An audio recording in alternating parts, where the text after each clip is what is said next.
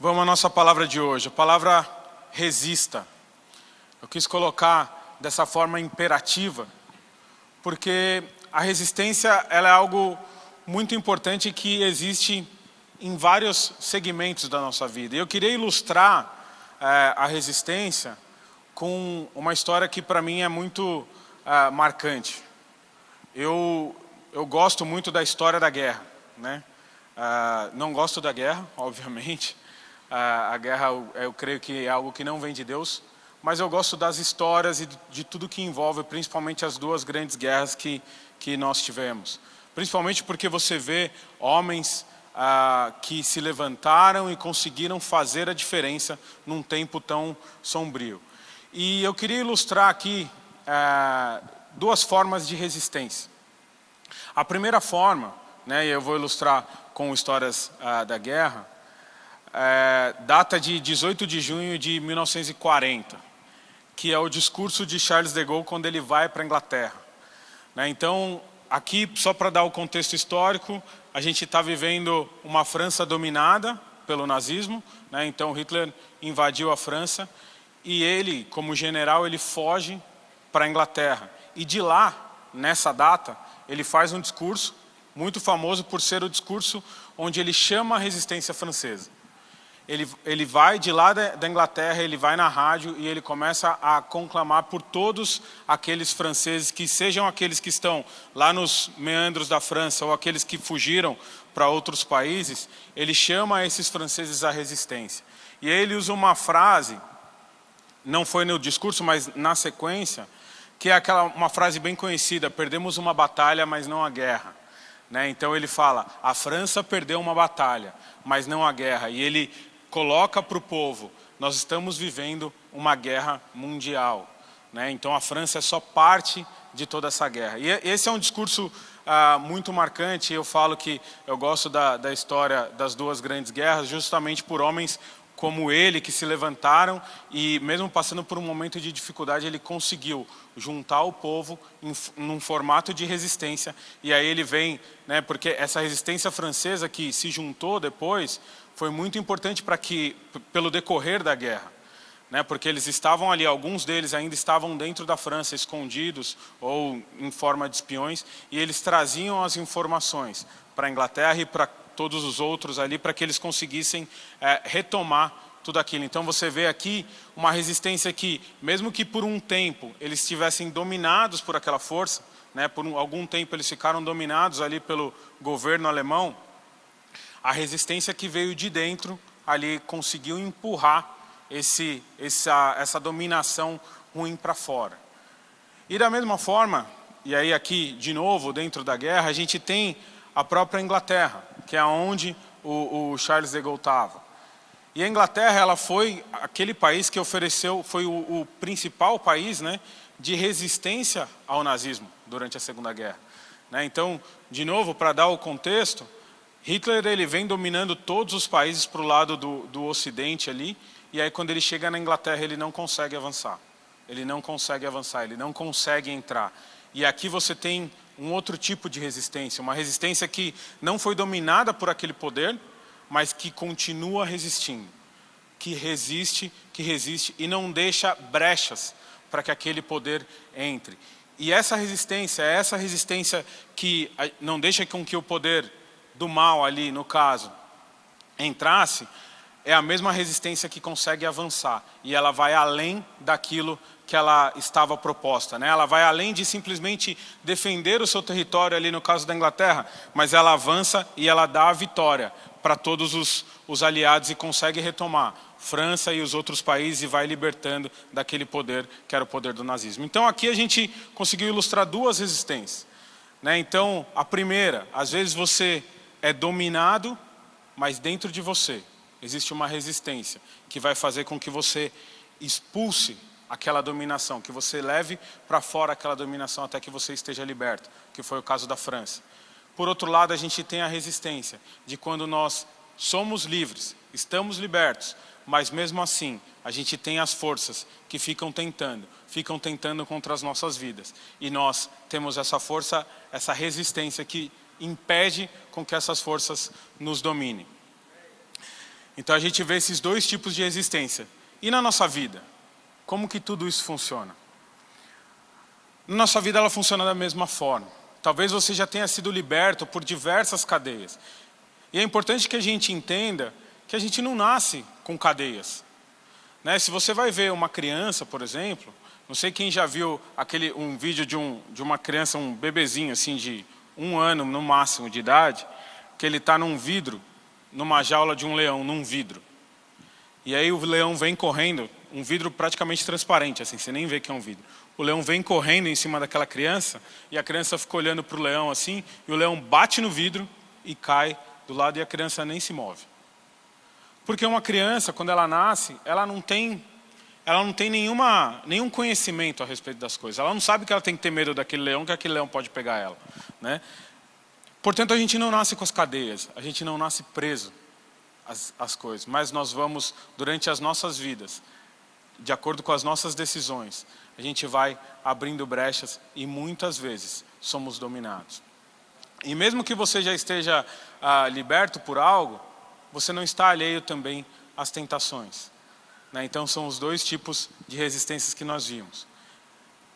E às vezes quando a gente vai abrindo brecha, a gente começa a ter os poderes dominadores, vamos dizer assim. Né?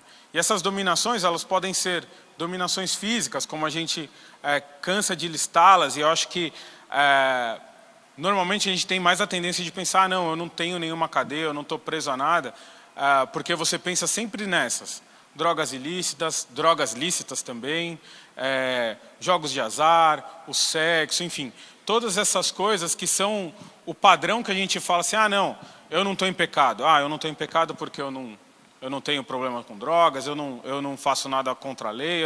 Né? Então a gente tem sempre essa tendência de olhar para o pecado dessa forma, como sendo essas somente as cadeias.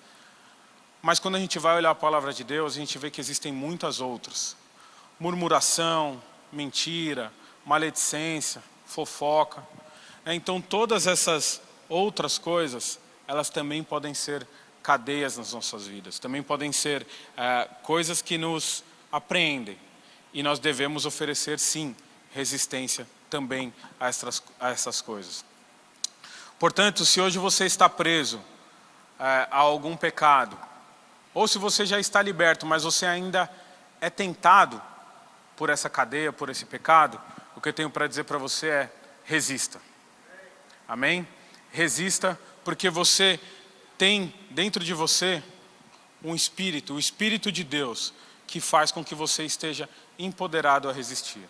Aquela resistência, né, eu vou usar sempre essa ilustração, aquela resistência francesa que estava lá no interior da França, escondida e tal, cara, ele também está dentro de você. Eu não sei como que você chegou aqui hoje, talvez você olhe para mim e fale: pastor, você não sabe o que eu vivi até aqui, você não sabe todas as coisas que aconteceram comigo. Ou então você chega aqui e fala: pastor, eu estou bem, estou tranquilo, minha vida com Deus está boa, eu estou relacionamento com Deus tranquilo e tal. De qualquer forma, eu sempre vou dizer para você: resista. Resista porque nós vivemos num mundo caído. Resista porque todos os discursos e narrativas, independente de lados, eles estão cheios de coisas que não vêm de Deus, que estão fora da palavra de Deus. Amém? Portanto, depois de ser libertos, a gente precisa ter uma postura de resistência para a tentação que nos assombra. Ou mesmo se você ainda está preso, existe uma resistência dentro de você. Se você já aceitou a Jesus como seu Senhor e Salvador, você está empoderado para ser a resistência. Você está empoderado para resistir a qualquer levante que venha sobre a sua vida. E a palavra que eu trouxe para que a gente discorra sobre ela, está lá em Tiago 4, versículo 7, 8, a primeira parte. Sujeitai-vos, portanto, a Deus, mas resisti ao diabo, e ele fugirá de vós. Chegai-vos a Deus, e ele se achegará a vós outros. Amém? Glória a Deus. Então, o primeiro ponto: sujeitai-vos a Deus. O primeiro ponto para a gente começar a falar sobre resistir: sujeitai-vos a Deus. O segredo para você resistir ao diabo está nisso. Esse é o elemento imprescindível para que você consiga ter a vitória na vida espiritual. Se você não se sujeitar, você não consegue resistir. Uma mente ocupada em fazer a vontade de Deus não tem tempo para o diabo e suas tentações. Uma vez aqui eu vim pregar sobre por que eu fujo do pecado, né? E a ilustração que eu usei foi a ilustração de uma ginasta. E eu usei um pouco porque minha filha começou a fazer ginástica há pouco tempo. E a primeira coisa que a professora ensina, e ela sobe na trave lá, né, igual as ginastas lá. A primeira coisa que a professora ensina é: você não tem que olhar para a trave. Você não olha para a trave, você olha para frente. E aí ela subia lá, minha filha 6 anos, pequenininha tudo, e ela tinha que olhar para frente, sem olhar para baixo, sem olhar para baixo. E quando você vê uma ginasta na trave, você vai ver que ela não fica olhando para o objeto que pode fazer com que ela caia. A ginasta na trave, ela sabe que se ela executar os movimentos da forma como ela treinou, e se ela for 100% em cima daquilo que ela treinou, né, com aquele propósito, ela não vai cair dali. Portanto, ela não olha para a trave. Porque se ela olhar para a trave, ela vai desviar do propósito. Glória a Deus. Se a gente fica a vida toda fugindo do pecado e olhando para ele, a gente acaba caindo. Agora, se você passa a sua vida toda cheio de Deus, se você passa a sua vida toda preocupado com as coisas que vêm do alto, não com as coisas que estão aqui, não com as coisas que me tentam, não com as coisas que eu tenho dificuldade, você consegue seguir para o propósito, consegue seguir para o alvo. Amém? Glória a Deus. Sujeitar-se significa submeter-se. Significa tornar-se obediente ou dependente. Portanto, não existe ninguém, né? Então tem uma ilustração que eu acho que é perfeita. Eu acho que na Bíblia não tem ninguém que tenha se sujeitado mais a Deus do que Jesus, aquele que nós seguimos. Então Jesus, em todos os momentos em que ele era questionado por que ele estava fazendo isso ou aquilo, ele deixa bem claro qual era o propósito dele. E aí eu vou ler algumas passagens aqui. João 4,34 diz o seguinte: disse-lhes Jesus: a minha comida consiste em fazer a vontade daquele que me enviou e realizar a sua obra. João 6,38, porque eu desci do céu não para fazer a minha própria vontade, e sim a vontade daquele que me enviou. João 8,28, nada faço por mim mesmo, mas falo como o Pai me ensinou. Até o próprio Jesus, que tinha muito claro, né, que tinha clareza qual era o propósito dele aqui na terra, que era fazer a vontade de Deus, até ele, no momento em que ele vai enfrentar o diabo cara a cara, ele se submeteu ainda mais. Né? Então a gente vê pelo posicionamento dele que sim, ele se sujeitava a Deus em todo o tempo. Mas quando a gente olha lá em Mateus 4,2, que é o momento onde ele vai ser tentado, pouco antes dele, ele recebe o Espírito Santo, e antes dele iniciar o seu ministério, ele vai ser tentado no deserto. O que Jesus faz? Ele jejua. 40 dias e 40 noites, Jesus jejua para que ele esteja santificado, para que ele esteja separado, para que ele esteja sujeito, submetido à vontade de Deus. Para que ele sinta na carne mesmo qual era a vontade de Deus para aquele momento. E aí quando ele vai ser tentado, ele simplesmente não é tentado. Né? Porque a tentação, quando a gente fala em tentação, a gente, poxa, é algo que eu tenho vontade de fazer.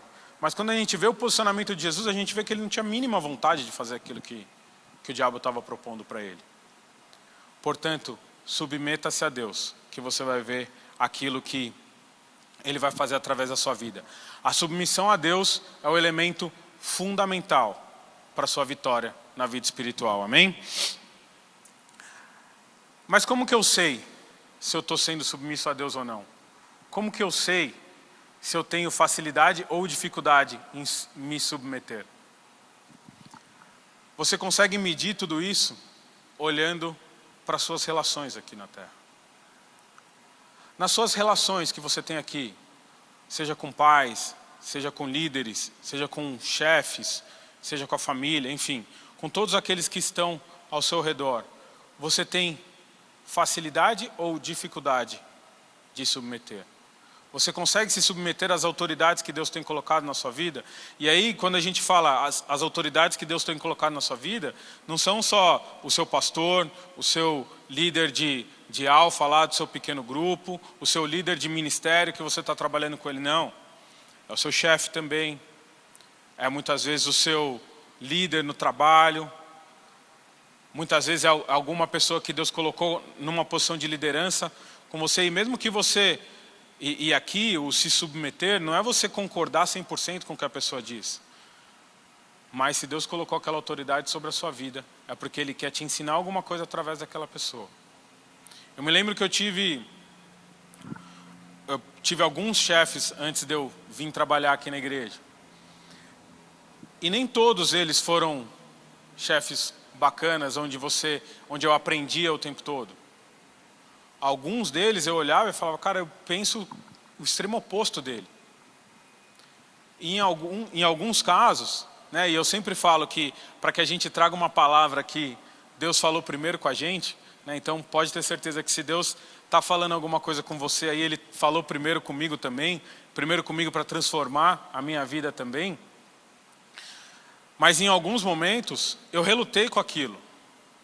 Só que só depois que as coisas passam e depois que você entende o papel daquele líder na sua vida, que você vê o quanto Deus usou aquela pessoa. Mesmo sendo uma pessoa que tentou te derrubar, tentou puxar o seu tapete, alguma coisa Deus tinha para você ali. E no momento que Ele te tira, dali Ele vai te mostrar, ó, tá vendo?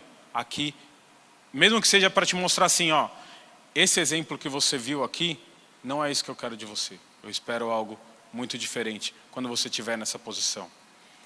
Portanto, mesmo quando você estiver passando por uma luta muito grande, que você olhe para o seu líder, né, seja ele qual for, espiritual ou na sua vida fora da igreja, e você está vendo algo que você não concorda, olhe para ele com misericórdia e busque em Deus qual é o ensinamento que Deus está te trazendo através daquela vida. Amém?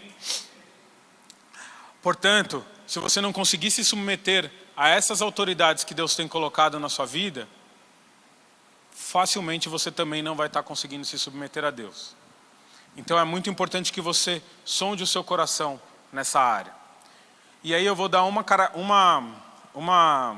um atributo da nossa vida que é muito importante para que a gente consiga se submeter, que é a humildade. Em Provérbios diz que a humildade precede a honra.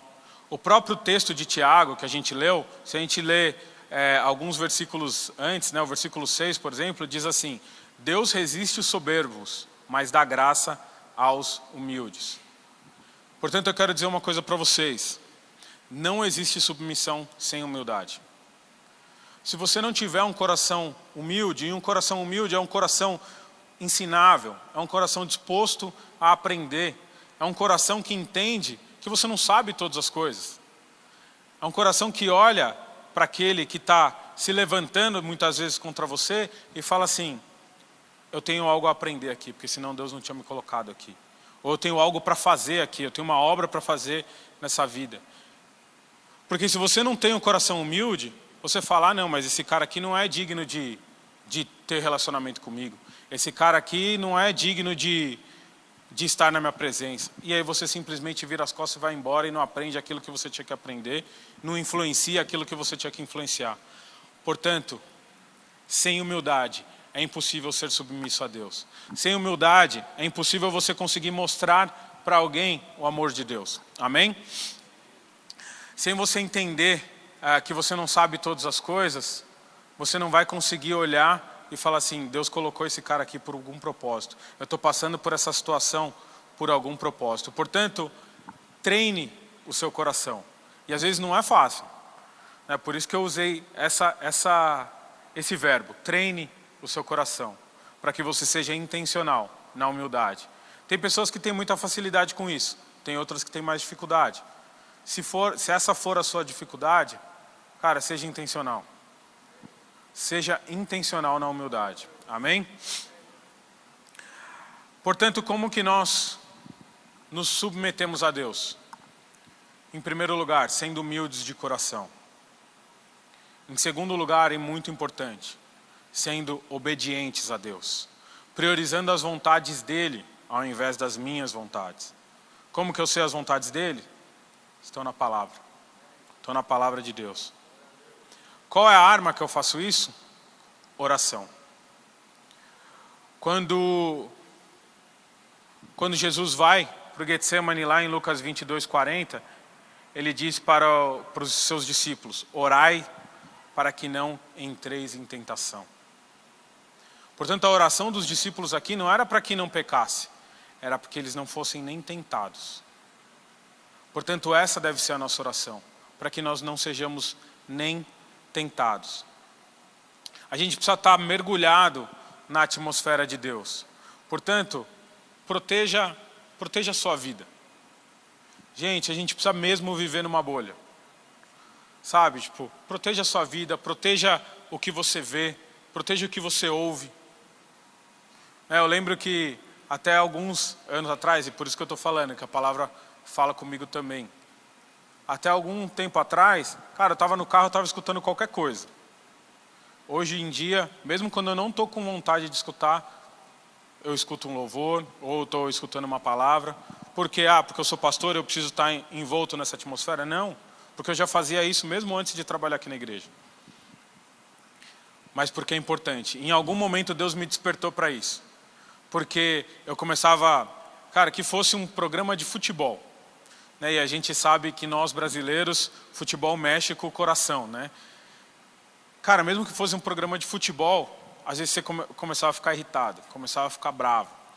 Falava, não, esse cara não sabe nada do que ele está falando. Eu falo, cara, esse é um tempo que eu posso investir ele muito mais do que eu tenho investido. E aí foi quando eu virei essa chave. Portanto, esteja envolto nessa atmosfera. Eu posso falar uma coisa para vocês? Eu comecei a fazer isso, né, do carro principalmente, de escutar sempre palavra, louvor, antes de eu ter filhos. Né, porque quando você não tem filho, cara, filho é uma bênção, eu sempre falo isso.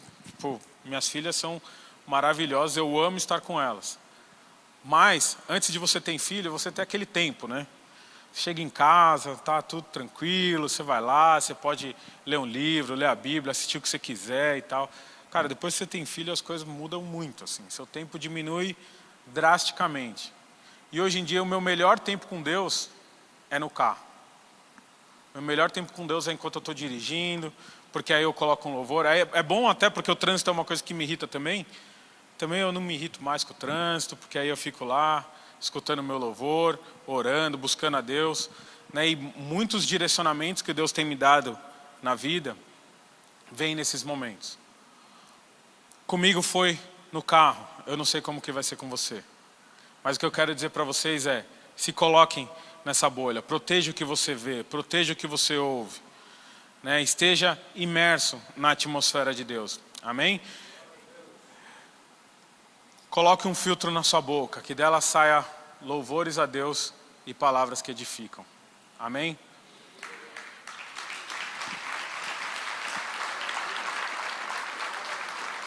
Um dia eu escutei um pregador falando que sempre quando a gente vai proferir algo para alguém, você precisa passar por 3 filtros.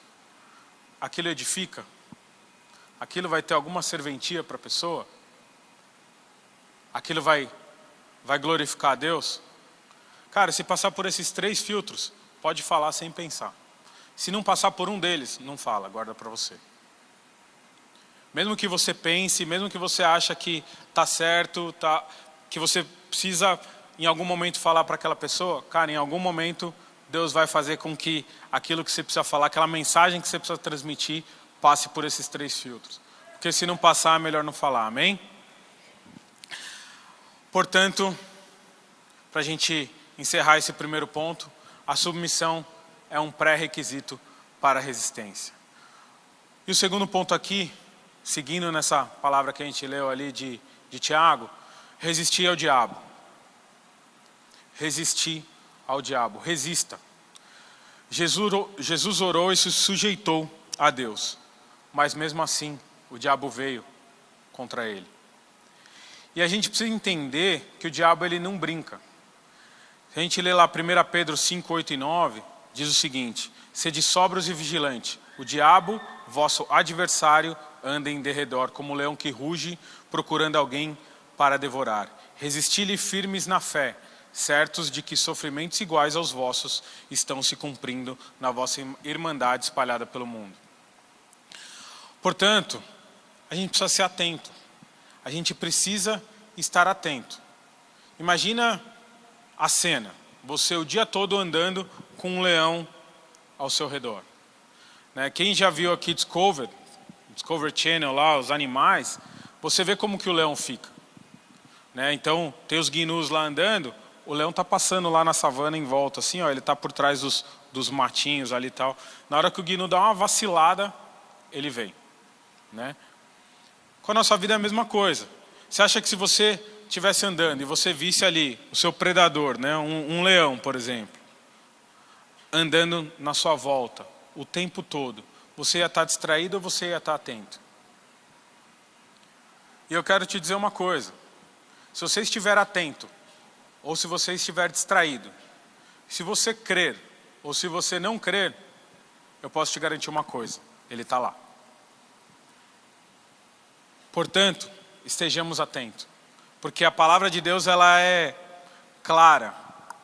Ele está lá, ele anda em derredor, ele está esperando o momento que você se desgarrou, o momento que você se afastou, o momento que você abriu uma brecha para que ele entre. Portanto, o problema é que a gente muitas vezes anda distraído.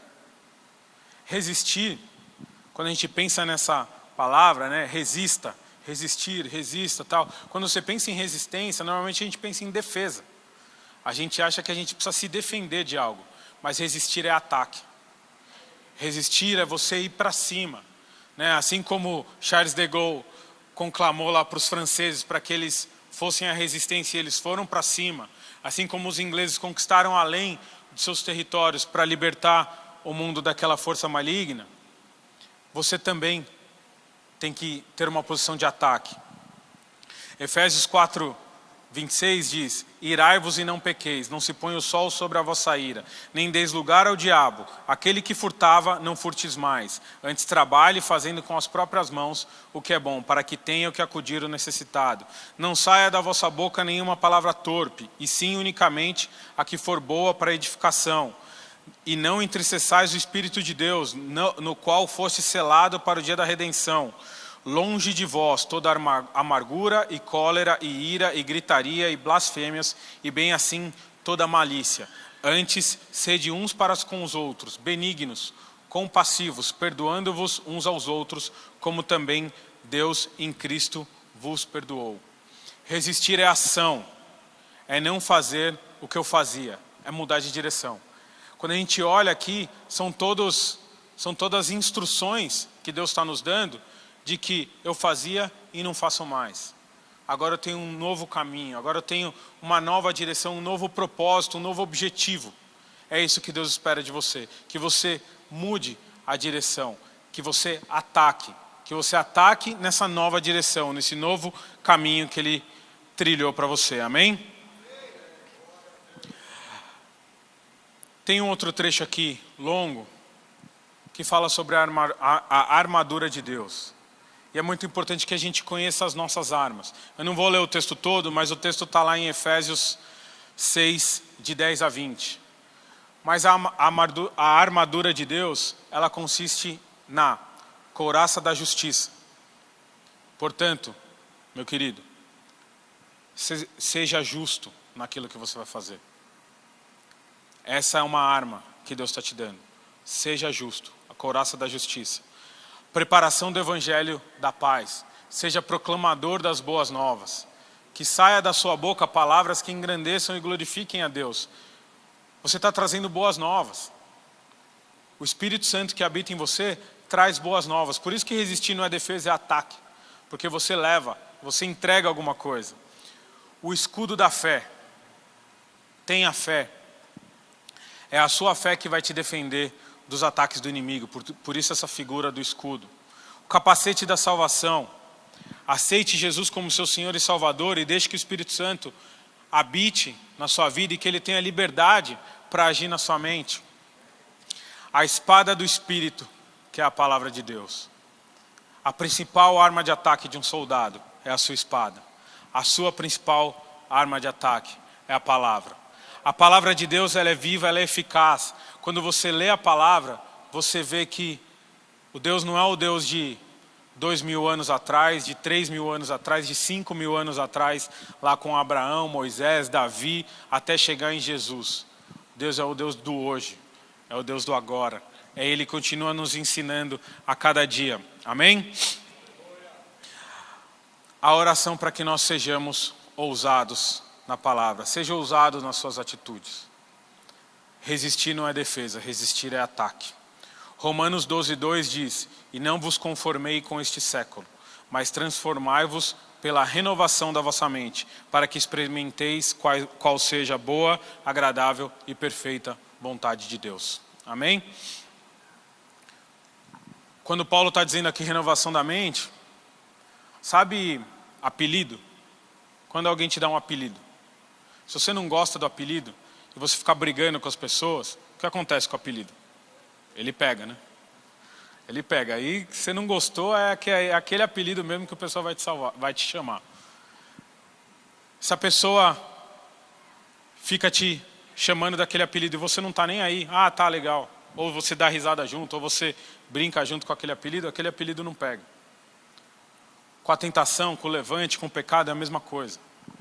Quando o inimigo vem, você vira as costas e sai andando, ele vai vir de novo, aí você vira as costas e sai andando de novo, ele vem de novo, você vira as costas e sai andando, e aí você ataca, e aí você traz a palavra, e aí você... Cara, daqui a pouco aquilo ali não te afeta mais em nada. Daqui a pouco aquilo ali, o que a pessoa... Aquele levante que o inimigo fez contra a sua vida, cara, esse daí tá tranquilo para mim agora. Né? Então, quando você olha lá para trás, algumas cadeias que você tinha, e hoje em dia aquilo pode vir contra você que não tem problema nenhum, porque você é muito mais forte, porque essa armadura que a gente colocou, a renovação da mente que a gente está falando aqui, é essa, é de antes eu ia para cá, agora eu vou para lá e não tem problema nenhum, aqui está muito melhor, esse novo objetivo, esse novo propósito, a minha vida é muito mais plena, é muito mais próspera eu andando para cá. Amém? E o último ponto aqui, para a gente iniciar começar a concluir a palavra, e ele fugirá de vós. O diabo fugirá de vós. Depois que Jesus é tentado no deserto, a gente vê que o diabo não se levanta mais contra ele. Quando a gente olha lá Mateus 8, 28 e 29, diz o seguinte: tendo ele chegado à outra margem, a terra dos Gadarenos, vieram-lhe ao encontro 2 endemoniados, saindo dentre o sepulcro. E a tal ponto furiosos, que ninguém podia passar por aquele caminho. E eis que gritaram: que temos contigo, ó Filho de Deus? Vieste aqui atormentar-nos antes do tempo? Os demônios fugiam dele. Lucas 10, 17. Nesse capítulo aqui, Jesus manda os 70 para falarem em seu nome. E no versículo 17 diz o seguinte: então regressaram os 70, possuídos de alegria, dizendo: Senhor, os próprios demônios se nos submetem pelo teu nome. O diabo fugir de você não significa que você não vai ter mais que lutar, mas significa que quando ele se levantar e você mostrar para ele qual é o nome que está acima de todo nome, qual é o nome que você serve, ele vai virar as costas e falar assim: não tenho nada contigo, e tchau. Glória a Deus.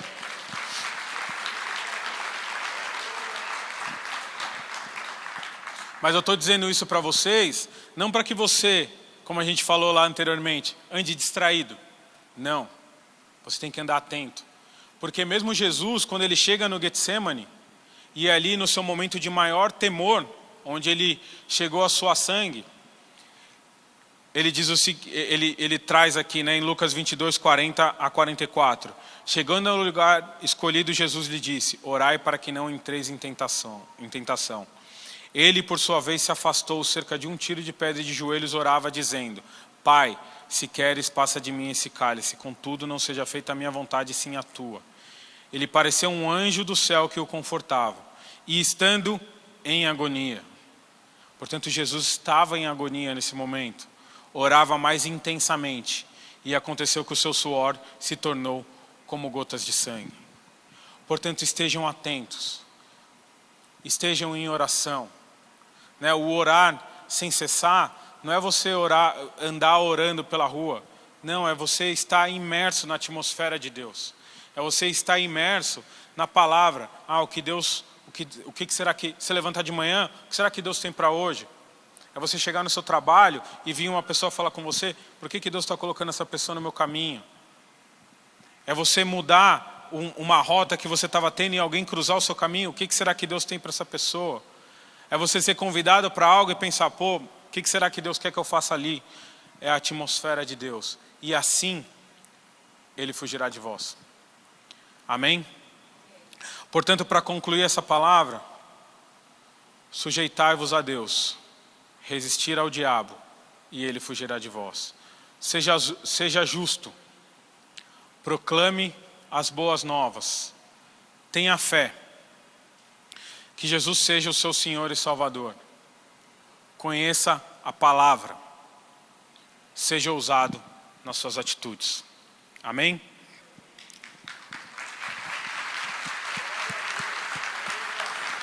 Glória a Deus. Feche seus olhos, vamos orar agora. Senhor Deus e Pai, eu quero, em primeiro lugar, te agradecer, Senhor. Te agradecer por esse tempo de graça, Senhor, por esse tempo que o Senhor tem nos dado, Paizinho querido. Em primeiro lugar, Senhor, eu quero colocar essas vidas que estão aqui nessa manhã, Paizinho querido. Meu querido, eu não sei como você chegou aqui hoje. Eu não sei se você entendeu quando eu falei ali sobre o capacete da salvação. Eu não sei se você entendeu sobre a resistência que vem de dentro. Todas essas coisas, todas essas armas, elas só são possíveis se você aceitar Jesus. Quando você aceita Jesus como seu Senhor e Salvador, e isso é uma decisão que você faz, você chama Ele para que Ele habite em sua vida. A partir desse momento, você começa a criar uma resistência dentro de você. Essa resistência, assim como foi aquela resistência francesa que combateu o mal e empurrou o mal para fora, é essa resistência que o Senhor quer colocar na sua vida. É a resistência para que você tenha uma vida plena. Plena em alegria. Plena nas suas atitudes. Para que você possa experimentar, como a gente falou aqui, quão boa, perfeita e agradável é a vontade de Deus. Portanto, você que está aqui presencial, ou você que está nos acompanhando online, se você nunca aceitou Jesus como seu Senhor e Salvador,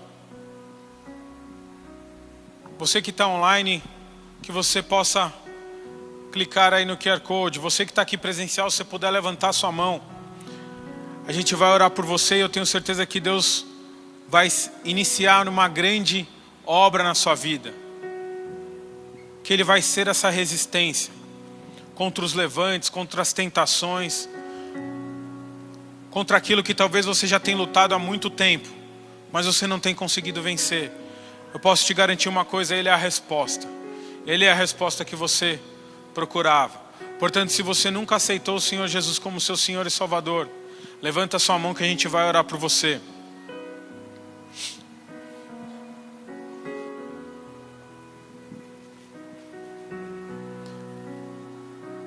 A igreja está de olhos fechados, portanto, não tem vergonha, meu amigo. Se você nunca aceitou o Senhor Jesus como seu Senhor e Salvador, levanta sua mão e a gente vai orar. Você de casa também. Aponta aí para o QR Code que a gente vai entrar em contato com você. A gente quer fazer uma oração particular por você.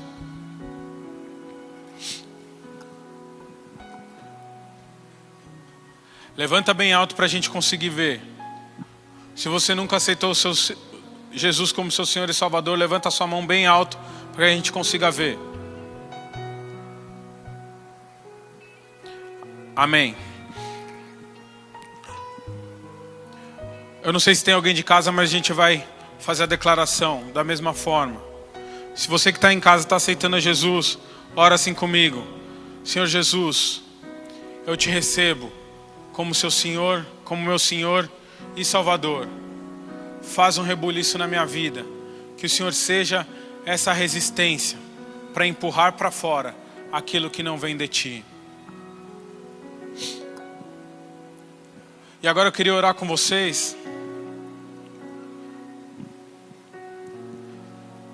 para que nós sejamos intencionais. Primeiramente em nos submeter a Deus, para que a gente consiga resistir. Como eu falei, a submissão é o princípio da resistência. E que depois todas as coisas venham acontecendo. E mesmo que o inimigo venha nos tentar, nós tenhamos a capacidade e a liberalidade para mostrar para ele: esse é o Deus que eu sirvo, e ele fugirá de vós. Amém? Senhor Deus, eu quero colocar a vida dos teus filhos no teu altar, Senhor. Cobri-los com teu sangue, Paizinho querido. Ô Senhor, que o teu Espírito que habita na vida de cada um dos teus filhos aqui, Senhor, possa de uma maneira sobrenatural, Senhor, oferecer resistência, Pai. Que eles possam resistir ao diabo, Senhor, em todo tempo, Senhor. E que eles entendam, Paizinho querido, que o ato de resistir, Senhor, é um ato de ataque e não um ato de defesa, Pai.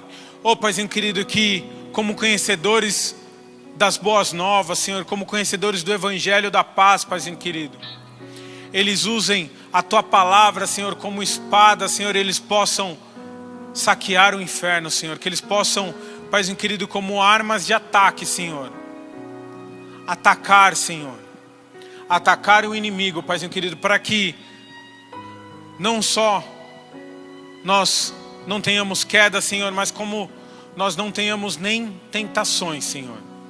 Assim como Jesus pediu para que os seus discípulos orassem, Senhor, orai para que não tenham tentações. Que nós não sejamos nem tentados, Paizinho querido. Que essa seja a nossa oração neste domingo, Pai. Eu te agradeço, Paizinho querido, por esse culto, Senhor, pela oportunidade de estarmos aqui, Senhor, te adorando e te buscando, Pai. Ô Paizinho querido, abençoe o nosso domingo, Papai. Que seja um domingo de bênção, Senhor. Que seja um domingo, Paizinho querido, na Tua presença, Pai. Abençoe a semana dos Teus filhos, Senhor. Ô Paizinho querido, que eles vão em paz para suas casas, Senhor. E que eles tenham uma semana de vitória, Senhor. Ô Paizinho querido, que esse atributo da humildade, que nós falamos tanto aqui, Senhor, que esteja, Senhor, de forma intencional na vida de cada um dos Teus filhos aqui, Senhor. Ô Paizinho querido, que eles possam experimentar, Senhor, dessa renovação nas mentes deles, Paizinho querido, nessa semana ainda, Pai. Eu te agradeço, Pai, em nome de Jesus. Amém.